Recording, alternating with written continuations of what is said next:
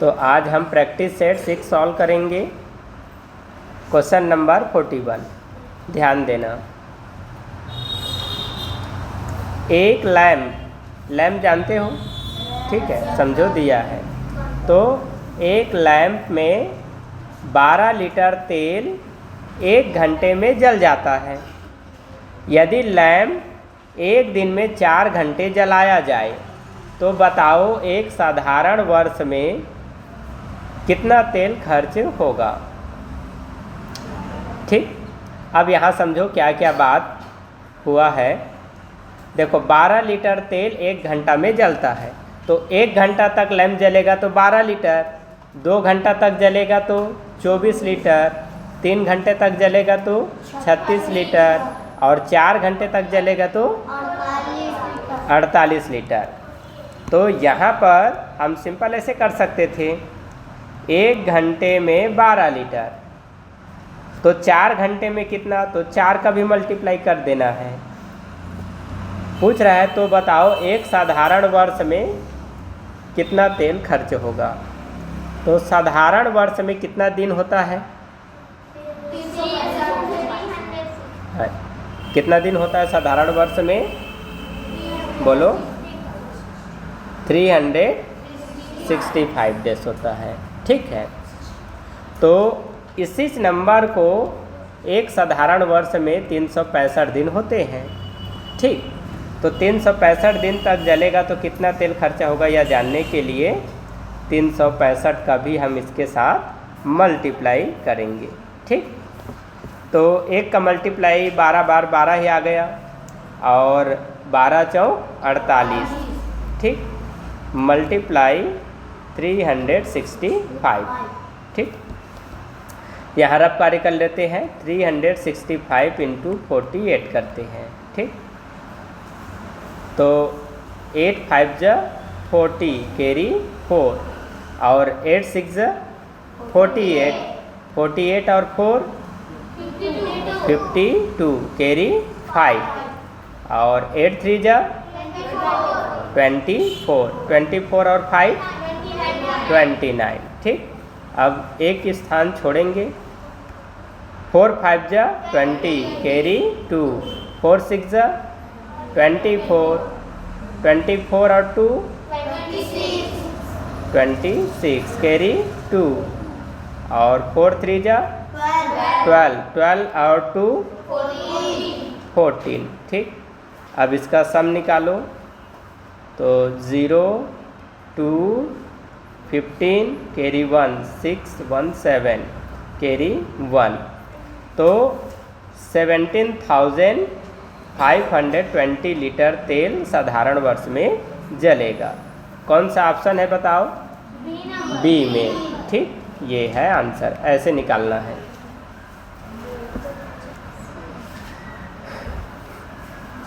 Question number 42 में आ जाओ, ये भी बहुत आसान है।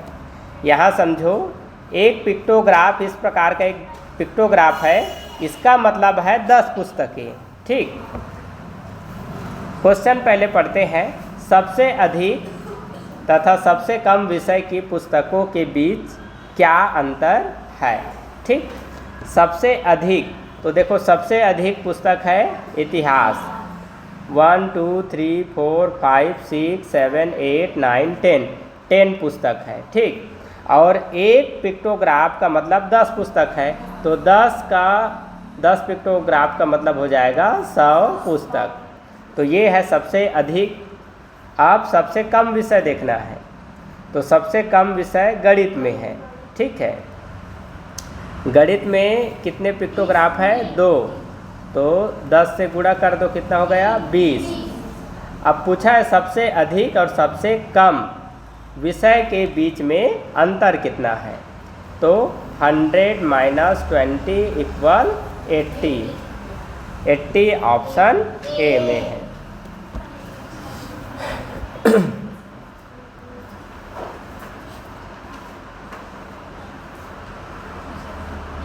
क्वेश्चन नंबर 43, 5,09,408 को अंकों में किस प्रकार लिखा जाएगा। ठीक, देखो 5 लाख ऐसे लिखते हैं, इसके पहले 1000 आता है तो 1000 में 9000 बोला है, पहले 0 और 9, 9000 हो गया। फिर 408 बोला है तो 408 ये हो गया। अब ढूंढो कौन से ऑप्शन में है, ए में है।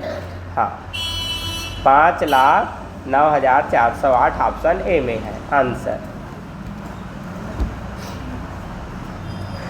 44 में आ जाओ। 90, 72 और 162 का एलसीएम क्या होगा या लघुत्तम समापवर्तक। इसी को दूसरे तरीके से पूछा जा सकता है। 90, 72 और 162 से विभाजित होने वाली छोटी से छोटी संख्या ज्ञात कीजिए, तो भी उसका आंसर पता करने के लिए एलसीएम निकालते हैं। ठीक, 90, 72, 162, यहाँ तीनों 2 से डिवाइड हो जाएगा।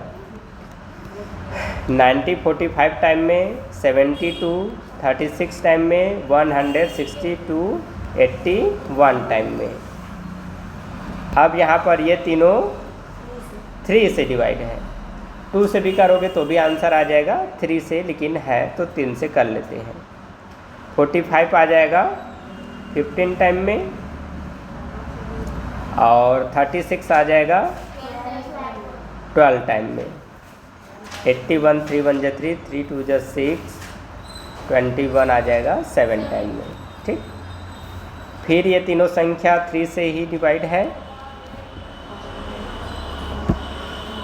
3 5 जा 15 और 3 4 जा 12 और 3 9 जा 27। ठीक, अब 5 5 से डिवाइड है, 4 2 से डिवाइड है लेकिन 9 नहीं है ना, और 9 3 से डिवाइड है लेकिन ये दोनों नहीं है। तो आगे इन तीनों का गुणनफल को इन तीनों के गुणनफल में शामिल कर लो। ठीक है, यहाँ से लिखो 2 × 3 × 3, यहाँ से लिखो × 5 × 4 × 9। ठीक, तो 2 3 जा 6, 6 3 जा 18, 18 5 जा 90। अब 90 × 4 करेंगे तो 9 4 जा 36, 0 पीछे 360 बना। अब 9 बच गया मल्टीप्लाई करने के लिए, तो 9 से मल्टीप्लाई, 9 का टेबल 0 टाइम 0, 9 6 जा 54 कैरी 5 और 9 3 जा 27, 27 और 5 32। क्या कोई ऑप्शन मैच हो रहा है? बी। ठीक, तो 3240, 90, 72 और 162 का एलसीएम है, या इन सभी से डिवाइड होने वाली सबसे छोटी सी छोटी संख्या है।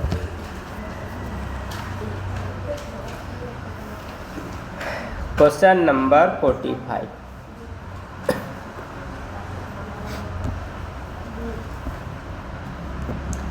(14.326) में 2 का स्थानीय मान है, तो दशमलव के बाद को 3 दसवें पढ़ेंगे, दशमलव के बाद उसके बाद 3 दसवें के बाद है 2 सौवें के स्थान पर, तो 2 को पढ़ेंगे 2 सौवें मतलब 2/100, तो 2/100 ऑप्शन बी में है आंसर।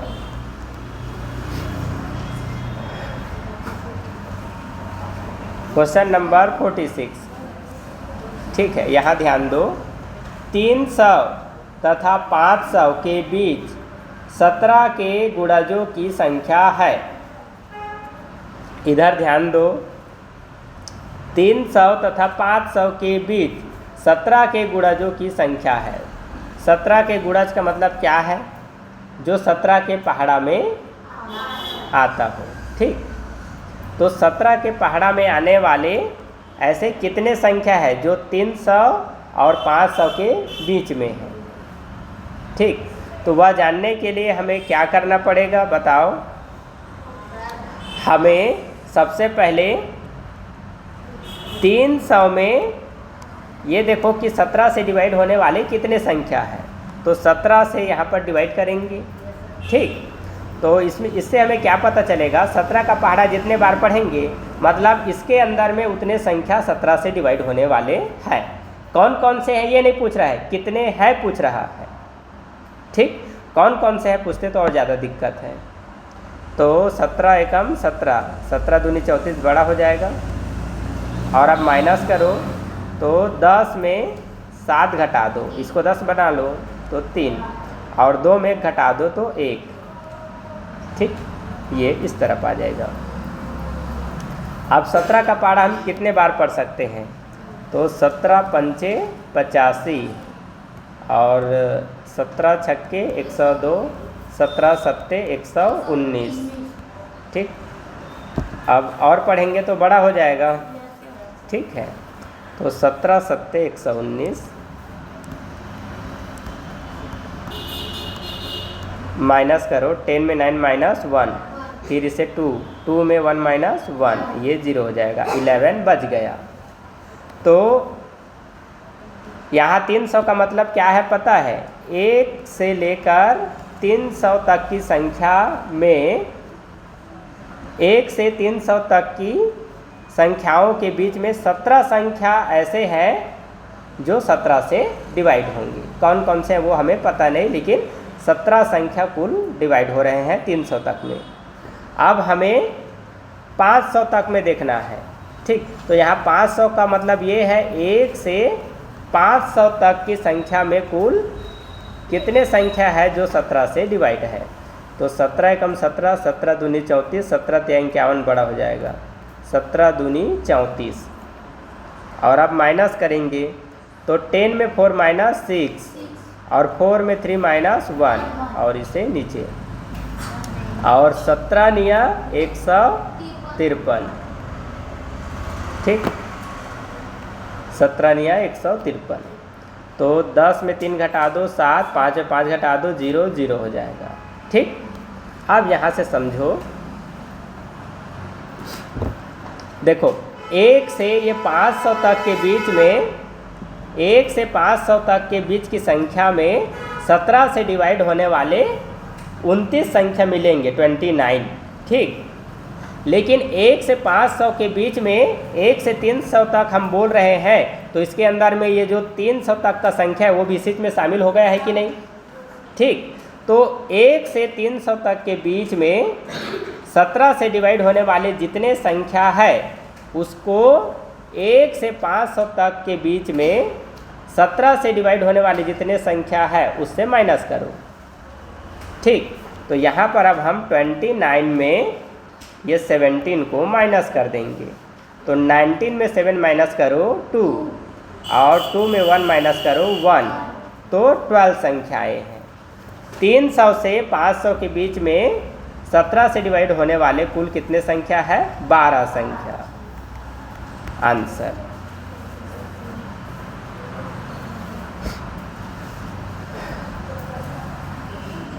क्वेश्चन नंबर 47, ध्यान दो इधर। सरिता 2/5 मीटर रिबन तथा ललिता 3/4 मीटर रिबन खरीदती है, वे कुल कितनी लंबाई का रिबन खरीदती है। बहुत आसान है, दो भिन्न को जोड़ना है। देखो, सरिता ने जितना मीटर रिबन लिया और ललिता ने जितना मीटर रिबन लिया, कुल पूछ रहा है, तो दोनों के मीटर को, दोनों के रिबन को आपस में जोड़ दो। तो 2/5 प्लस 3/4, दो संख्या है, क्रॉस मल्टीप्लिकेशन से बना लो तो भी जल्दी हो जाएगा, एलसीएम से बनाओ तो भी। तो 2 और 4 का मल्टीप्लाई करो 8, 5 और 3 का मल्टीप्लाई करो 15, फिर नीचे का नीचे से मल्टीप्लाई 20, दोनों को ऐड कर दो 23/20। ठीक, तो नीचे में तो 20 का 20 रहेगा, और देखो नीचे में 20 सिर्फ ऑप्शन सी में है, मतलब ऑप्शन सी आ रहा है आंसर। आगे सॉल्व किए भी आंसर मिल जा रहा है। तो 20 का पहाड़ा हम एक बार पढ़ पाएंगे, 20 एकम 20, और 23 में 20 घटाएंगे तो 3 बचेगा, शेषफल ऊपर आ जाएगा और भाजक संख्या नीचे। तो 1 सही 3/20 आंसर। ऑप्शन सी।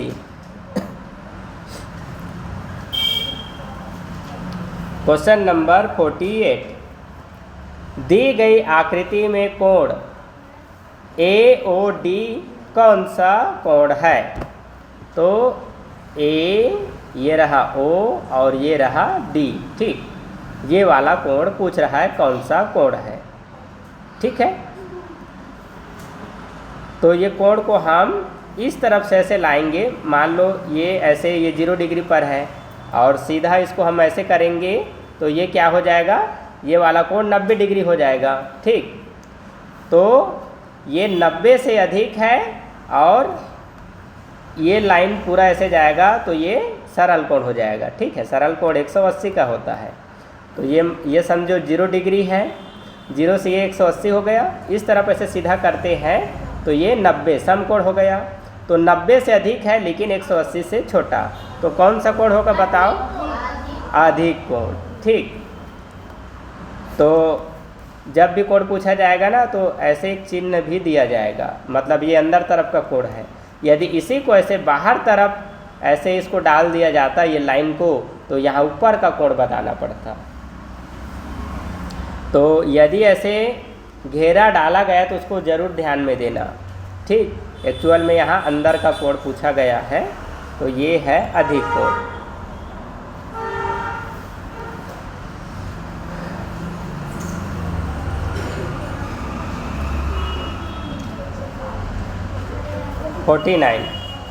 एक पूर्ण कोण का मान होता है। तो पूर्ण कोण पूरा क्या होता है? सर्कल होता है, ठीक है। तो पूरा सर्कल 360 डिग्री का कोण बनाता है। तो ऑप्शन डी सही आंसर है।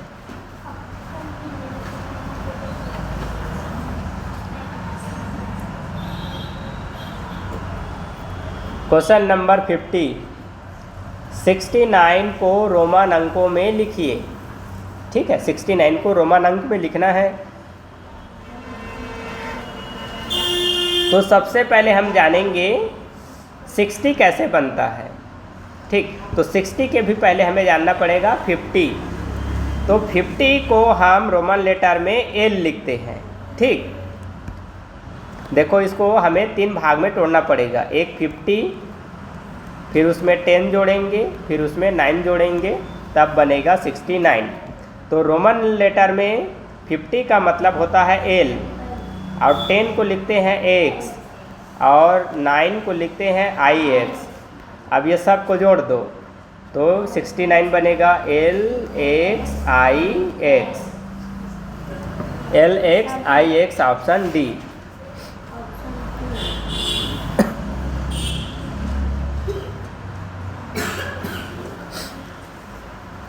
क्वेश्चन नंबर 51, 2000 के अभाज्य गुणनखंडों का घातांक रूप लिखिए। इसी प्रकार वाला क्वेश्चन पिछले साल आया था। बच्चे लोग को अभाज्य गुणनखंड निकालना सिखाए थे, लेकिन क्वेश्चन आया था ऐसे घातांक के रूप में, तो कई बच्चे सॉल्व किए थे और कई बच्चे नहीं कर पाए थे।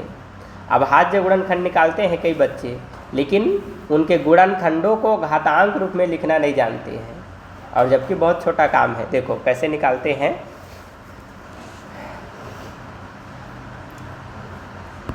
अभाज्य गुणनखंड निकालने के लिए ऐसे हम लाइन बनाएंगे।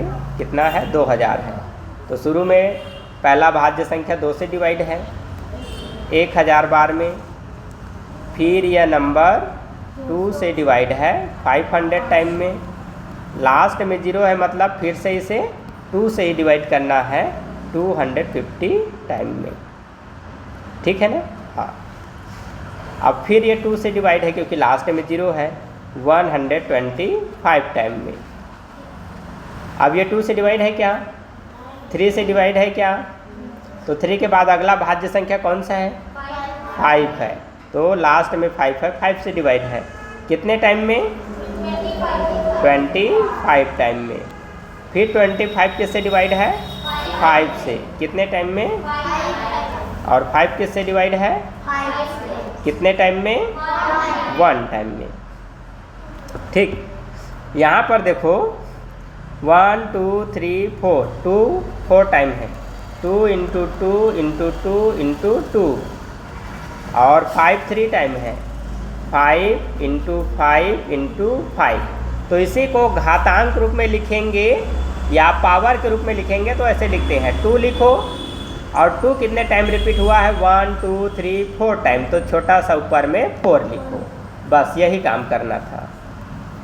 और यहाँ से 5 लिखो, 5 3 टाइम है तो ऊपर में छोटा सा 3 लिखो, तो 2 दी पावर 4 इंटू 5 क्यूब कौन से ऑप्शन में है, डी में है आंसर। फिर से एक सरल क्वेश्चन, क्वेश्चन नंबर 52। देखो 0.5701 का समतुल्य है, अब समतुल्य है बोला है और ऑप्शन देखो किसमें है, सब प्रतिशत में है। यहाँ स्पष्ट नहीं बोला कि इस दशमलव संख्या का मान प्रतिशत में कितना होगा, तो कैसे हम समझेंगे कि प्रतिशत में पूछ रहा है, ऑप्शन से। देखो हर ऑप्शन के पीछे में क्या लगा है, प्रतिशत का चिन्ह। तो किसी भी संख्या का मान प्रतिशत में निकालना है तो गुणा 100 करते हैं, तो 100 का गुणा हम इसके साथ करेंगे, तो 0 को छोड़ो, 1 का पारा हम 5701 बार पढ़ेंगे तो 5701 बनेगा, और 100 का 2 0 पीछे जोड़ दो।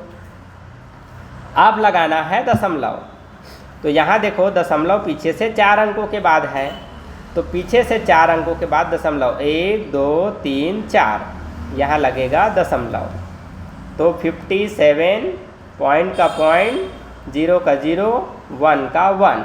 अब 1 के बाद लास्ट में 0 0 है तो उसे छोड़ देते हैं, तो छोड़ेंगे तो सिर्फ इतना ही बस हम लिखेंगे ये। तो ढूंढो कौन से ऑप्शन में है, इसमें है सी हो गया आंसर।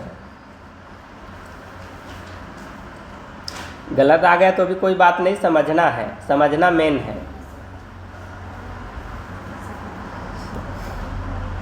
क्वेश्चन नंबर 53, यदि किसी संख्या का 3/4 27 हो, इधर ध्यान दो, यदि किसी संख्या का 3/4 27 हो तो उसका छठवां भाग कितना होगा।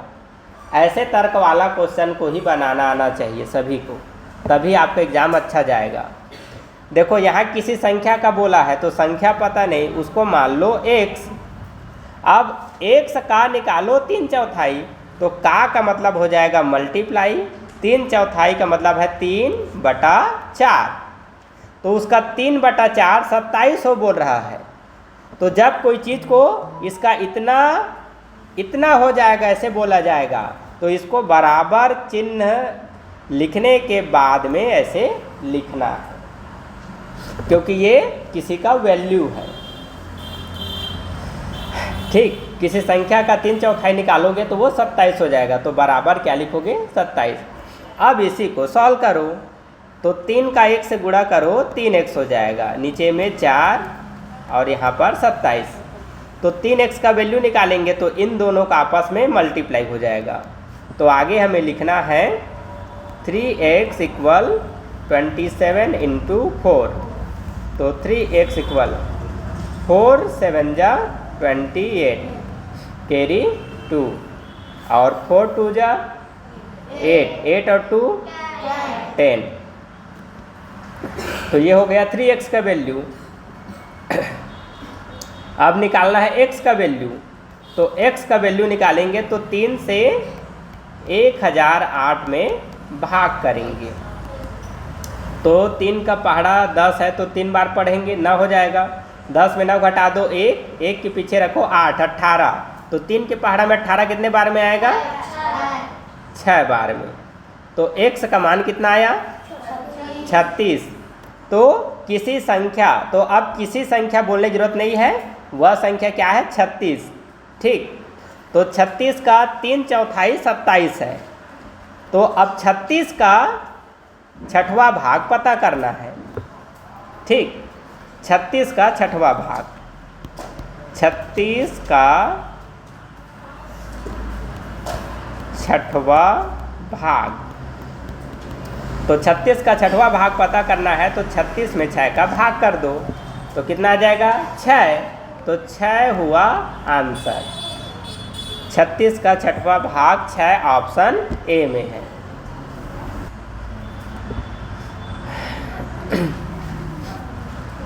क्वेश्चन नंबर 54, इसे भी ध्यान दो।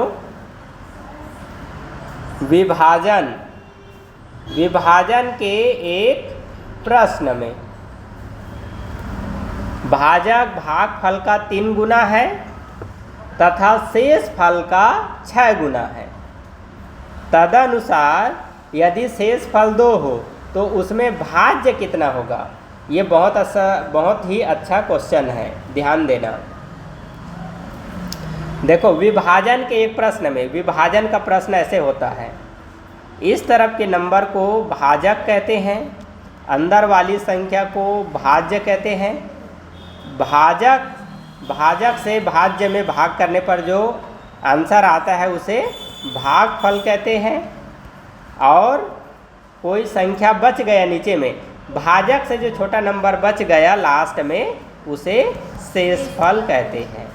ये रहा, ठीक। तो यहाँ पर ये बोल रहा है, इधर ध्यान दो, भाजक कितना है पता नहीं, भागफल कितना है पता नहीं। यहाँ शेषफल, पहला सेंटेंस में शेषफल कितना है पता नहीं, लेकिन दूसरा सेंटेंस में स्पष्ट किया है कि शेषफल 2 है। तो यहाँ से पता चल गया, देखो ध्यान दो, यहाँ से पता चल गया कि शेषफल 2 है। तो नीचे में क्या लिखेंगे 2, ठीक। शेषफल 2 है तो यहाँ पर ये बोला है, ये जो भाजक संख्या है शेषफल से 6 गुना है। कितना है 6 गुना, मतलब ये 2 है तो 2 में जब 6 का गुना कर देंगे तो वो क्या बन जाएगा भाजक, ठीक। तो यहाँ भाजक पता करने के लिए हमें क्या करना पड़ेगा 2 × 6, ठीक। तो यहाँ से क्या मिल गया भाजक, भाजक कितना बना 12, ओके। तो शेषफल तो पहले से बताया है, अब भाजक मिल गया। अब क्या पता करना है, अब हमें पता करना पड़ेगा भागफल। क्या पता करना पड़ेगा भागफल। तो भागफल कैसे पता करेंगे, फिर से एक बार सेंटेंस पढ़ो। भाजक भागफल का 3 गुना है। ये जो भाजक है, मतलब ये जो भाजक है, यहाँ का जो भागफल है उससे कितना गुना है 3 गुना बड़ा है, ठीक। तो यहाँ भागफल से ये नंबर 3 गुना बड़ा है। तो भागफल कितना हुआ, तो इससे ये 3 गुना बड़ा है तो 3 का ही इसमें क्या करो भाग करो। तो 3 से 12 में भाग करो, कितना आएगा 4 आया। तो भागफल भी मिल गया 4। अब पता करना है भाज्य संख्या। तो भाज्य संख्या पता कैसे करते हैं, देखो भाजक और भागफल का गुणा कर देते हैं और शेष फल बचा है तो उसको जोड़ भी देते हैं गुणा करने के बाद। और यदि शेष फल 0 है तो सिर्फ दोनों का मल्टीप्लाई करने से ही भाज्य संख्या मिल जाता है। तो भाज्य पता करने के लिए भाजक गुणा भागफल प्लस शेषफल करना पड़ेगा। तो भाजक है 12, भागफल है 4, शेषफल है 2। तो 12 × 4 = 48 प्लस 2 कितना हुआ 50, ठीक। तो भाज्य है 50 आंसर। ढूंढो कौन सा ऑप्शन में है, ए में। क्वेश्चन नंबर 55, 0.022 को किस संख्या के गुणा के नहीं से होना चाहिए, किस संख्या से गुणा करें कि गुणनफल 66 हो जाए। इसके 2 आंसर हैं, एक कोई भी ऑप्शन का इसके साथ मल्टीप्लाई करो, यदि गुणनफल 66 आया तो वही ऑप्शन आंसर है, ठीक। और दूसरा तरीका बगैर ऑप्शन से बनाना है। तो ये क्या है 2 संख्याओं का गुणनफल है। उनमें से एक संख्या दे रखा है, तो दिए हुए संख्या से ही इसमें भाग करो। तो 66 में हमें भाग करना पड़ेगा 0.022 का। तो इसी का यहाँ से हम दशमलव हटाएंगे, इसका दशमलव हटाएंगे, तो 66 तो लिखेंगे। दशमलव के बाद 3 अंक है, तो 3 जीरो इसके पीछे रख देंगे और इसका दशमलव हटाकर इसको हम 22 लिखेंगे। तो इधर बहुत आसान हो गए। तो 22 का पहाड़ा में 66 आएगा कितने बार में? 3 बार में, और पीछे 3 जीरो बचा है, तो 3000। दूसरी संख्या कौन सा है? 3000, option A answer.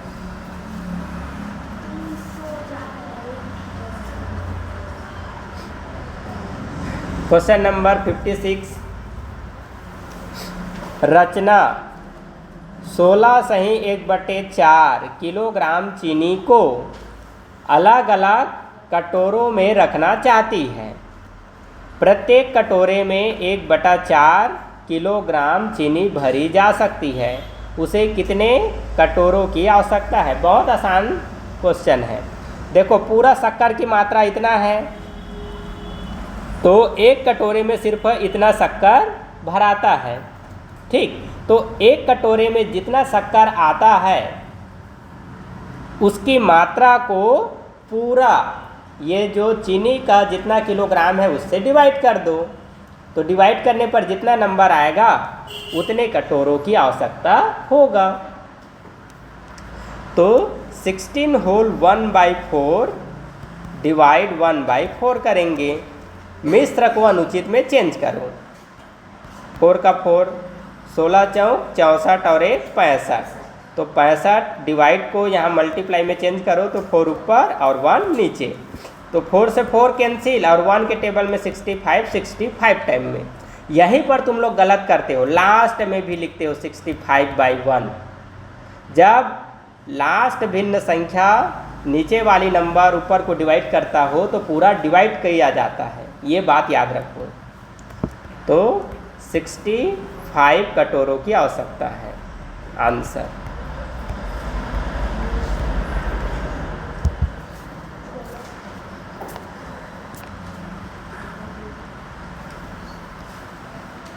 Question number 57, एक समद्विबाहु त्रिभुज का परिमाप 24 सेंटीमीटर है। यदि इसकी एक भुजा 10 सेंटीमीटर है, तब प्रत्येक समान भुजा की लंबाई ज्ञात कीजिए।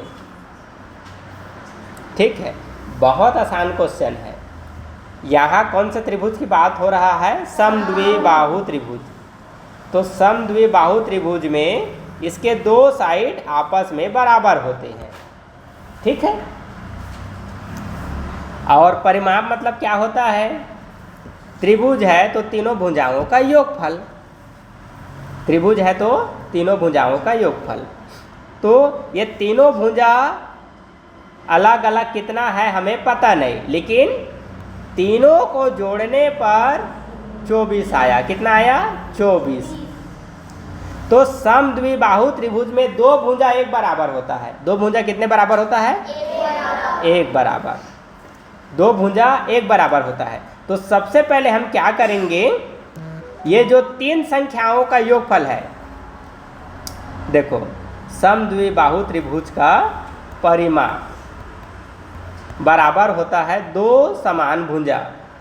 ठीक, या 2 गुणा भुजा लिख सकते हो, इसका मतलब 2 भुजा एक समान है। ठीक, प्लस असमान भुजा, असमान भुजा। ठीक, परिमाप पहले से दे दिया है 24 है, और 2 गुणा भुजा ये हमें पता नहीं। एक असमान भुजा पहले से दे रखा है 10 सेंटीमीटर, तो यहाँ लिख दो 10। ठीक, तो इन दोनों का गुणा करेंगे और 10 को जोड़ेंगे, मतलब ये क्या हो जाएगा, यहाँ मल्टीप्लाई को पहले सॉल्व करेंगे। यहाँ पर इसको ना ऐसे करना पड़ेगा, ये 3 संख्याओं का योगफल है। ठीक, ये क्या है? 3 संख्याओं का योगफल है। तो उसमें से जो एक संख्या दे रखा है उसको माइनस करो। या तीन भुजाओं के योगफल में एक भुजा जो दिया गया है उसको माइनस करो। तो 24 में 10 माइनस करो, कितना बचेगा? 14। ठीक, अब 14 क्या है? दो भुजाओं का योगफल है। तो समबाहु त्रिभुज में दो भुजा एक बराबर होता है। तो यहाँ पर क्या करना पड़ेगा?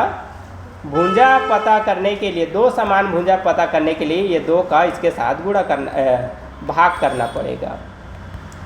तो 2 के पारा में 14 आ जाएगा 7 बार। तो दो समान भुजा कितना है? 7 7 है। ऐसे समझो, इसका दो समान भुजा 7 7 सेंटीमीटर है और एक असमान भुजा 10 है। तो तीनों भुजा को जोड़ोगे तो कितना आ जाएगा? 24। यहाँ पर पूछा गया है दो समान भुजाओं की लंबाई ज्ञात कीजिए।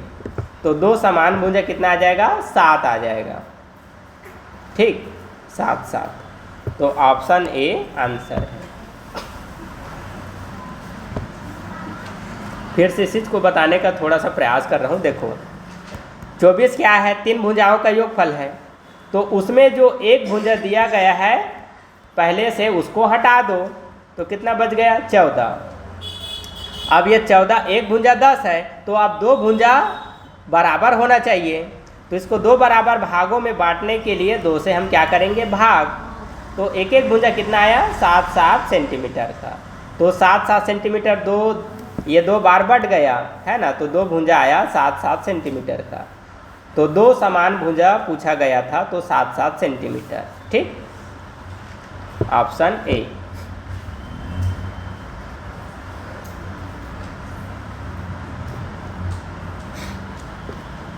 क्वेश्चन नंबर 58, यदि किसी वर्ग ABCD के विकर्ण AC की लंबाई 5.2 सेंटीमीटर हो तो इसका क्षेत्रफल होगा।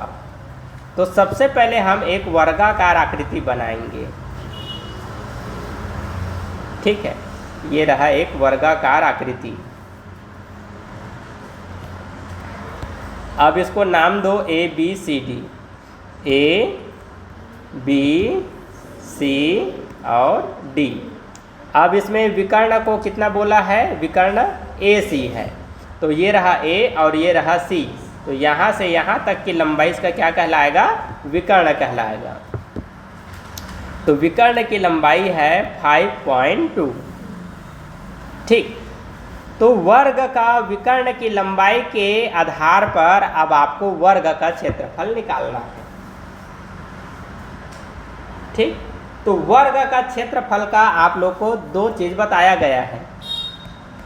वर्ग का क्षेत्रफल बराबर दो चीज जानते हो, एक तो भुजा वर्ग करो तब आपको मिलता है क्षेत्रफल, या फिर भुजा गुणा भुजा करो बात वही है तो मिलता है क्षेत्रफल। लेकिन वर्ग का क्षेत्रफल निकालने का एक और फार्मूला होता है, वह क्या है? वर्ग का विकर्ण निकालो। वर्ग, ठीक है, विकर्ण का लंबाई का वर्ग करो।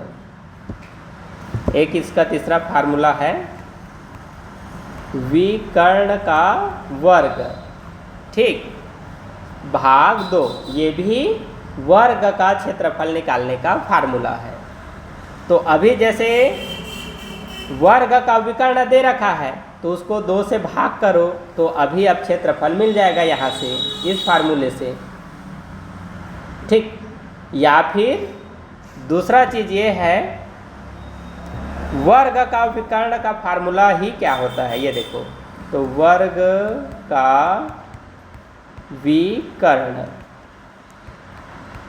वर्ग का विकर्ण बराबर क्या होता है बताओ? a√2 होता है। इस आधार पर सॉल्व करो तो भी आंसर मिलेगा। इस आधार पर कैसे आंसर मिलेगा? विकर्ण का मान पहले से दिया है 5.2, a का a लिखेंगे, √2 का 2 लिखेंगे। ठीक, अब a का वैल्यू ज्ञात करेंगे तो 5.2 में हम यहाँ पर √2 से क्या करेंगे? डिवाइड करेंगे। ठीक है,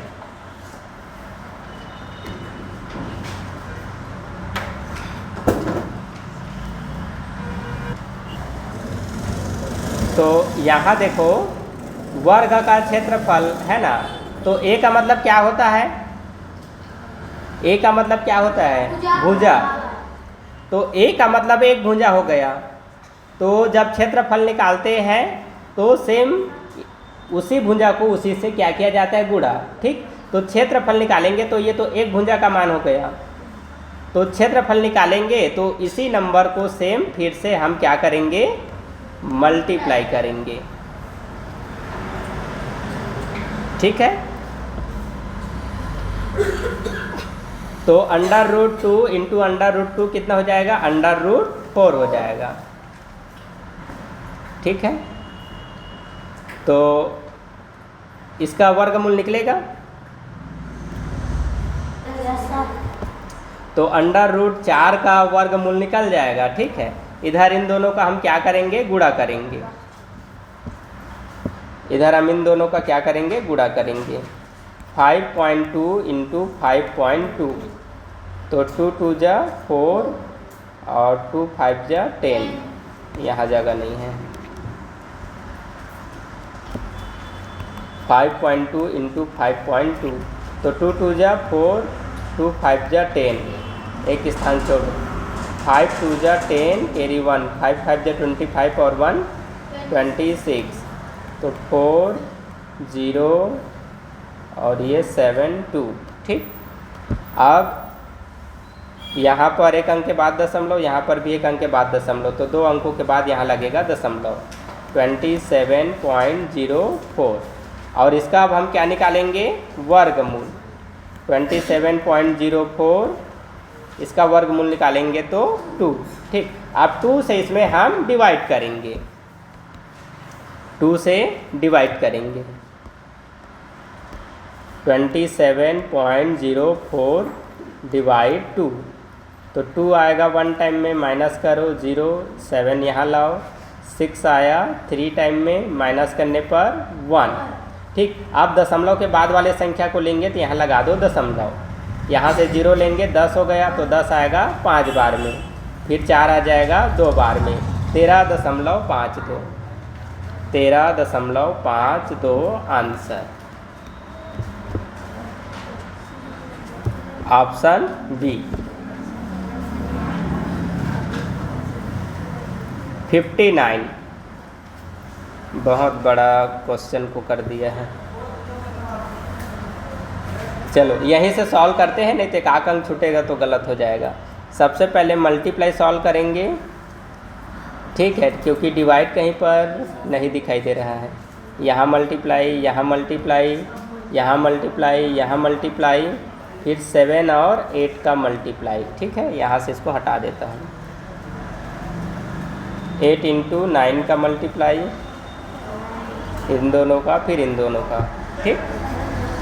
अब 2 1 जा 2 प्लस 3 2 जा 6 प्लस 4 3 जा 12 प्लस 5 4 जा 20 प्लस 5 6 जा 30 प्लस 7 6 जा 42 प्लस 8 7 जा 56 प्लस 8 9 जा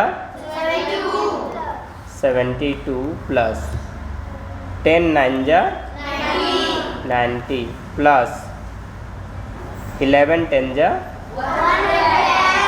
110, ठीक। कोई छूटा तो नहीं है, ध्यान दियो आप लोग भी, ठीक। अब सब को जोड़ेंगे, ठीक। तो 2 और 6 8, 8 और 12 20, तो 20 और 20 कितना हो जाएगा 40, 40 और 30 70, ठीक। 70 और 42 हो जाएगा 112, ठीक, 112। अब 112 को 56 में जोड़ेंगे तो 8 6 1 168 आया, ठीक। चलो इधर अब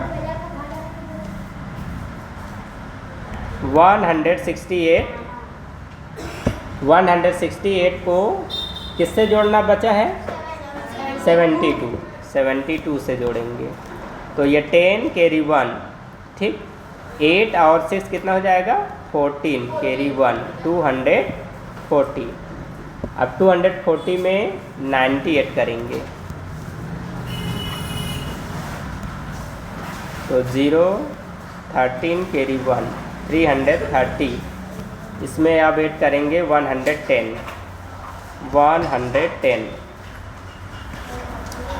0, 4, 4, 440। देखो ऑप्शन में है ऑप्शन सी में, ठीक। आंसर हमारा सही है। सरल है, बस सावधानी से बनाना है क्योंकि संख्या बहुत ज़्यादा है।